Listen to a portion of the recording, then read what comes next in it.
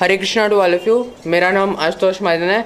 तो आज मैं आपको बताने जा रहा हूँ कि हमें क्या अजब गजब का इतिहास पढ़ाया गया।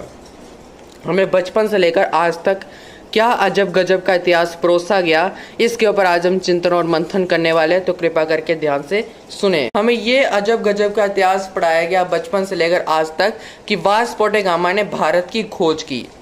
वास्को ड गामा ने भारत को कहने के रूप से खोजा। ये इतिहास पढ़ाया गया।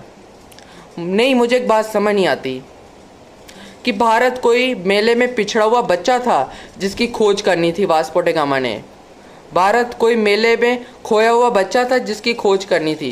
खोज तो उसी की जाती है जो खोया हुआ हो, जो मिसिंग हो, जो लापता हो, उसकी खोज की जाती है।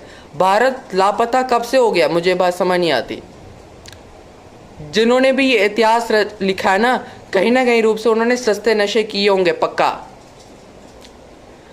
अगर आप भारत के इतिहास को उठाकर देख लीजिएगा ना, वास्तविक इतिहास, तो भारत को रामायण काल से लेकर आज तक, यानी सतयुग से लेकर त्रेता से लेकर आज तक 3 नामों से संबोधित किया जाता है।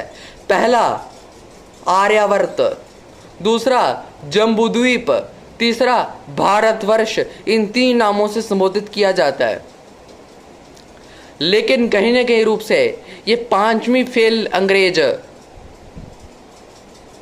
लोगों ने भारत के बारे में पढ़ा नहीं और कहने के रूप से एक व्यक्ति को भेज दिया कि जा पता करके आ कि कौन सा ऐसा देश है जो समृद्धवान है, और उस व्यक्ति का नाम था वास्को ड गामा।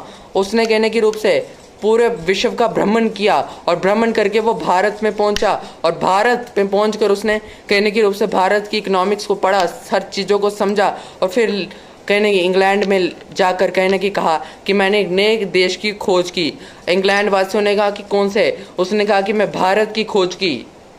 ये चला और फिर कहने के रूप से भारत की जैसे खोज हुई अंग्रेजों के माध्यम से, 5वीं फेल अंग्रेजों के माध्यम से, फिर अंग्रेजों ने भारत को लूटने की योजना बनाई और वो योजना कहने के रूप से उन्होंने फलीभूत की। ये बात समझ लो। तो भारत को खोजने की जरूरत नहीं है। भारत एक पहचान है, इसको खोजा नहीं जाता, इसको समझा जाता है और इसको अपने जीवन में उतारा जाता है। ये याद रखना, भारत एक पहचान है, इस पहचान को खोजा नहीं जाता, समझा जाता है और समझकर फिर इसका अनुसरण किया जाता है। ये बात आपको भली भांति पता होनी चाहिए। तो इसलिए वास्को ड गामा ने भारत की खोज नहीं की। भारत अनादिकाल से विराजमान एक देश है, ये बात आपको समझ लेनी चाहिए। तो धन्यवाद, टेक केयर।